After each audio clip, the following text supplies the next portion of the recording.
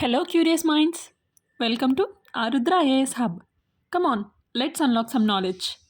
Imagine చేసుకోండి, మనం ఒక స్మాల్ విలేజ్లో ఉన్నాం. 1900 సంవత్సరంలో ఆ విలేజ్లో ఓన్లీ 100 పీపులే ఉన్నారు. విలేజ్ కామ్గా ఉండేది, హౌసెస్ తక్కువ, రీసోర్సెస్ కూడా అందరికీ సరిపోయేవి. బట్ ఇప్పుడు 2025కి ఆ సేమ్ విలేజ్లో 2000 పీపుల్ ఉన్నారు. విలేజ్ క్రౌడెడ్ అయింది, జాబ్ సరిపోవట్లేదు, వాటర్ షార్టేజ్ కూడా స్టార్ట్ అయింది. సో ఇక్కడ క్వశ్చన్ ఏంటంటే, how did population increase so much? Why population increases? Population గుడ్డా లేకపోతే ప్రాబ్లమా? ఈరోజు మనం ఈ వీడియోలో ఫుల్ డీటెయిల్గా డిస్కస్ చేయబోతున్నాం. What is population growth, population growth trends in world, population growth trends in India, population issues, population opportunities, government measures, ఇవన్నీ ఈరోజు వీడియోలో మనం తెలుసుకుందాం. ఫస్ట్ క్వశ్చన్, పాపులేషన్ అంటే ఏంటి? సింపుల్ డెఫినేషన్లో చెప్పాలంటే, population means total number of people living in a particular area at a particular time. Example, ప్రస్తుతం మన వరల్డ్ పాపులేషన్ 8 బిలియన్ ఉంది అప్రాక్సిమేట్లీ. అందులో 1.4 బిలియన్ పాపులేషన్ మన ఇండియాలోనే ఉంది. పాపులేషన్ స్టడీలో టోటల్ 5 ఇంపార్టెంట్ ఆస్పెక్ట్స్ ఉన్నాయి. అందులో population size, population distribution, population density, population growth, population composition, వీటన్నిటి గురించి మనం చూద్దాం. సో ముందుగా పాపులేషన్ సైజ్ అంటే ఏంటి? ఏమీ లేదు. పాపులేషన్ సైజ్ అంటే total number of people. Example, China and India have largest population అని చెప్తాం కదా. ఎలా చెప్తామంటే పాపులేషన్ సైజ్ని కంపేర్ చేసి చెప్తాం.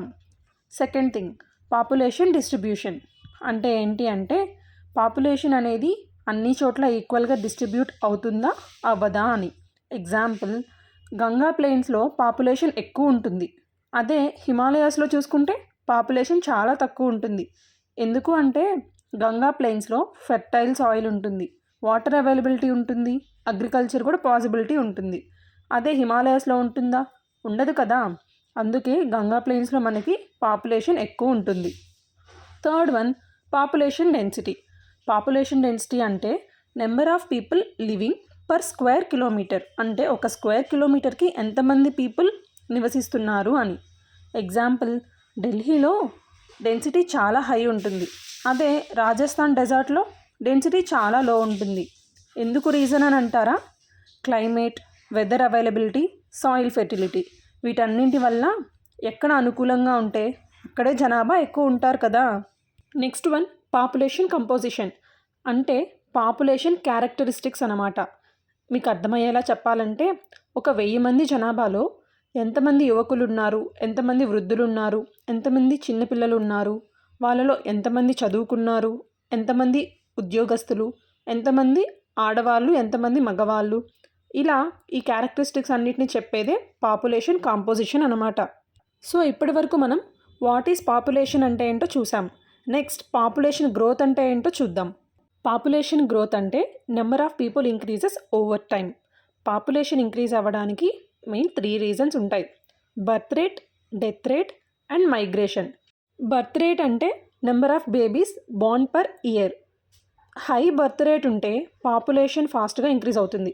ఎగ్జాంపుల్, ఇఫ్ 1000 పీపుల్లో 40 బేబీస్ బోర్న్ అయితే birth rate high. Death rate అంటే number of people dying per year, అంటే ఎంతమంది చనిపోతున్నారు అని. డెత్ రేట్ లో అయితే పాపులేషన్ ఇంక్రీజ్ అవుతుంది. మెడికల్ ఫెసిలిటీస్ ఇంప్రూవ్ అయితే డెత్ రేట్ రెడ్యూస్ అవుతుంది. నెక్స్ట్, మైగ్రేషన్ అంటే people moving from one place to another, అంటే కొంతమంది మన దేశం నుండి ఇంకొక దేశానికి వెళ్ళడం, ఇతర దేశస్తులు మన దేశానికి రావడం, ఇలా మైగ్రేషన్ అనేది ఇమ్మైగ్రేషన్, ఎమ్మైగ్రేషన్ అనేది జరుగుతూ ఉంటుందన్నమాట. ఇందులో ఇమ్మైగ్రేషన్ అంటే పీపుల్ ఎంటరింగ్ కంట్రీ, పాపులేషన్ అనేది ఇంక్రీజ్ అవుతుంది. ఎమ్మైగ్రేషన్ అంటే పీపుల్ లీవింగ్ ద కంట్రీ, అప్పుడు పాపులేషన్ డిక్రీజ్ అవుతుంది. పాపులేషన్ గ్రోత్ ఫార్ములా ఏంటో ఇప్పుడు చూద్దామా?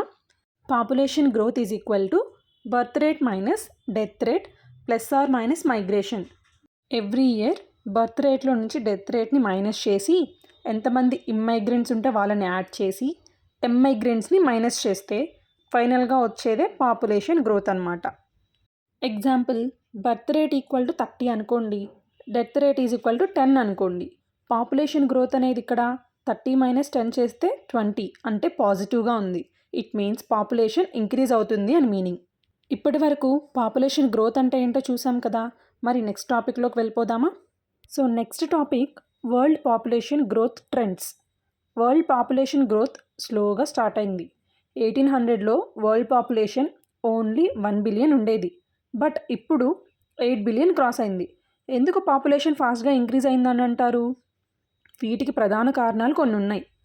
మెడికల్ ఫెసిలిటీస్ ఇంప్రూవ్ అయ్యాయి, వ్యాక్సినేషన్స్ డెవలప్ అయ్యాయి, ఫుడ్ ప్రొడక్షన్ ఇంక్రీజ్ అయింది, అలాగే డెత్ రేట్ రెడ్యూస్ అయింది. సైంటిస్టులు పాపులేషన్ గ్రోత్ని 5 స్టేజెస్గా డివైడ్ చేశారు. దీన్నే డెమోగ్రాఫిక్ ట్రాన్సిషన్ మోడల్ అని పిలుస్తారనమాట. ఇందులో 5 స్టేజెస్ ఉన్నాయి. First stage high stationary stage అనమాట. బర్త్ రేట్ హైగా ఉంటుంది, ఇక్కడ డెత్ రేట్ కూడా హైగా ఉంటుంది. పాపులేషన్ గ్రోత్ అందుకే లోగా ఉంటుంది. ఎందుకు రీజన్స్ అని అంటారా? అప్పట్లో హాస్పిటల్స్ ఉండేవి కాదు, ఎక్కువ డిసీజెస్ వచ్చేవి, ఎక్కువ కరువులు కూడా వచ్చేవి. Example primitive societies. Primitive societies అంటే small scale, technologically simple and non literate communities అన్నమాట. అంటే హంటింగ్, గ్యాదరింగ్ అండ్ చిన్నపాటి ఫార్మింగ్ యాక్టివిటీస్ చేసుకొని చిన్న చిన్న సమూహాలుగా ఉండే ప్రజల్ని ప్రిమిటివ్ సొసైటీస్ అని అంటారు. సెకండ్ స్టేజ్ వచ్చేసి ఎర్లీ ఎక్స్పాండింగ్ స్టేజ్. అంటే ఇక్కడ బర్త్ రేట్ హైగా ఉంటుంది, డెత్ రేట్ కొద్దిగా డిక్రీజ్ అవుతుంది. ఫైనల్గా పాపులేషన్ ర్యాపిడ్లీ ఇంక్రీజ్ అవుతుంది. ఇందుకు రీజన్ ఏంటంటే మెడికల్ ఫెసిలిటీస్ కొంచెం బాగా ఇంప్రూవ్ అయ్యాయి, ఫుడ్ సప్లై కూడా ఇంప్రూవ్ అయింది. వీటికి ఎగ్జాంపుల్ చెప్పాలంటే ఆఫ్రికన్ కంట్రీస్. నెక్స్ట్ వన్ వచ్చేసి స్టేజ్ 3. ఇది లేట్ ఎక్స్పాండింగ్ స్టేజ్. ఇందులో బర్త్ రేట్ డిక్రీజ్ అవుతుంది, డెత్ రేట్ కూడా కొద్దిగా లోగానే ఉంటుంది. ఫైనల్గా పాపులేషన్ గ్రోత్ అనేది స్లో అవుతుంది. Example India. మన ఇండియా ఇప్పుడు కరెంట్లీ స్టేజ్ 3లో ఉంది. Next one stage 4. ఇది లో స్టేషనరీ స్టేజ్ అనమాట. ఇందులో బర్త్ రేట్ కూడా లోగా ఉంటుంది, డెత్ రేట్ కూడా లోగానే ఉంటుంది. అంటే దాని అర్థం పాపులేషన్ అనేది స్టేబుల్గా ఉంటుంది. దీనికి example USA, France. Next stage 5. ఇది డిక్లైనింగ్ స్టేజ్. ఇందులో బర్త్ రేట్ చాలా లోగా ఉంటుంది, డెత్ రేట్ అనేది చాలా హైగా ఉంటుంది. దాని అర్థం పాపులేషన్ డిక్రీజ్ అవుతుంది అని. ఎగ్జాంపుల్ జపాన్ అండ్ జర్మనీ దేశాలు. ఇప్పటి వరకు మనం వరల్డ్ వైడ్ పాపులేషన్ గ్రోత్లో వచ్చిన ట్రెండ్స్ని అబ్జర్వ్ చేశాం. నెక్స్ట్ ఇండియాలో పాపులేషన్ గ్రోత్ ఎలా ఉందో చూద్దామా? ఇండియా పాపులేషన్ గ్రోత్ని 4 ఫేజెస్గా డివైడ్ చేశారు. ఫేజ్ 1లో 1901 నుండి 1921 వరకు చూద్దాం. పాపులేషన్ గ్రోత్ అనేది ఇక్కడ ఈ పీరియడ్లో చాలా స్లోగా ఉంది. కారణాలు ఏంటంటే డిజీజెస్ ఎక్కువగా ఉండేవి, అలానే ఫెమైన్, కరువు కూడా ఎక్కువగా ఉండేది, పూర్ హెల్త్ కేర్ ఉండేది. అందుకే 1921ని ఇయర్ ఆఫ్ గ్రేట్ డివైడ్ అని అంటారు. ఫేజ్ 2 1921 నుండి 1951. ఈ పీరియడ్లో పాపులేషన్ స్లోగా ఇంక్రీజ్ అయింది, హెల్త్ కేర్ కూడా ఇంప్రూవ్ అయింది. నెక్స్ట్ ఫేజ్ 3 1951 నుండి 1981 వరకు. ఇక్కడ పాపులేషన్ ఎక్స్ప్లోజన్ ఫేజ్ అని ఈ పీరియడ్ని పిలుస్తారు.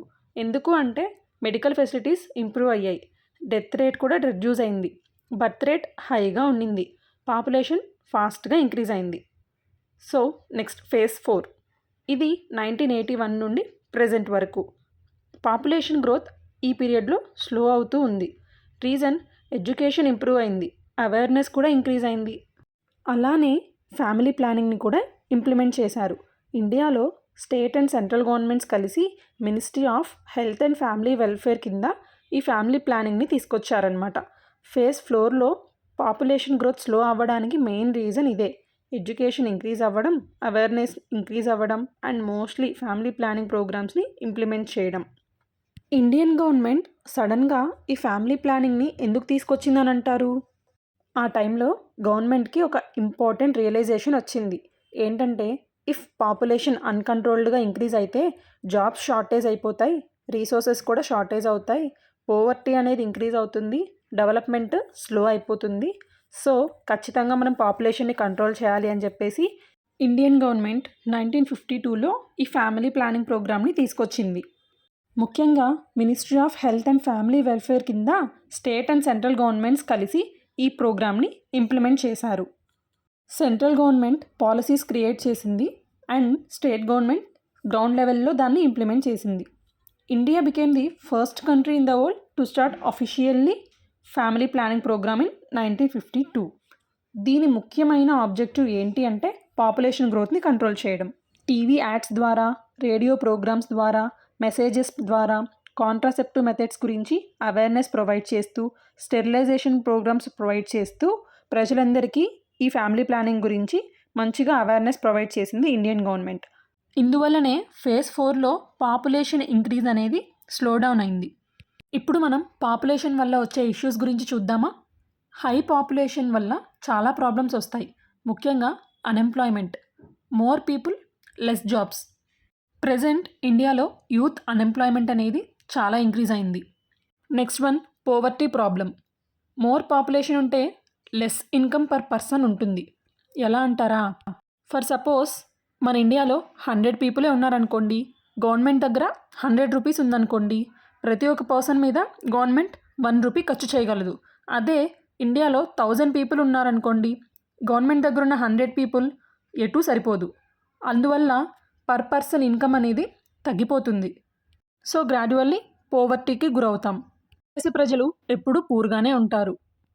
ఇక third problem, resource shortage problem. ఎందుకంటే మనకి రీసోర్సెస్ అనేవి ఎప్పుడూ లిమిటెడ్గా ఉంటాయి.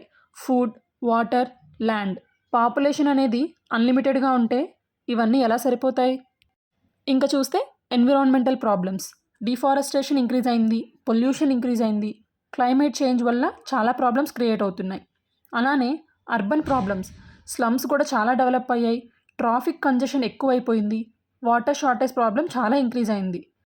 దీనికి ఎగ్జాంపుల్ ముంబై స్లమ్స్. ఇంతకీ పాపులేషన్ గ్రోత్ అనేది ఒక అడ్వాంటేజా, డిసడ్వాంటేజా?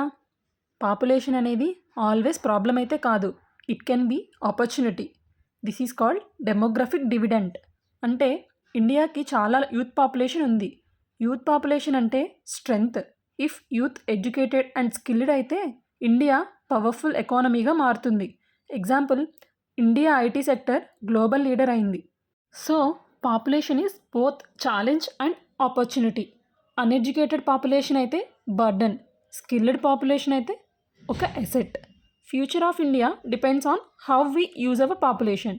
ఇఫ్ యూత్ స్కిల్డ్ అయితే ఇండియా వరల్డ్ లీడర్ అవుతుంది. ఇక్కడితో మనం అన్ని టాపిక్స్ని కంప్లీట్ చేసుకున్నాం. ఈ వీడియోలో పాపులేషన్ గ్రోత్, ట్రెండ్స్, పాపులేషన్ వల్ల వచ్చే ఇష్యూస్, ఆపర్చునిటీస్, పాపులేషన్ అనేది ఛాలెంజా, బర్డనా లేదా ఆపర్చునిటీనా, అడ్వాంటేజా, ఇవన్నీ తెలుసుకున్నాం. అనదర్ ఇంట్రెస్టింగ్ వీడియో కోసం క్యూరియస్గా వెయిట్ చేయండి. Thank you for watching.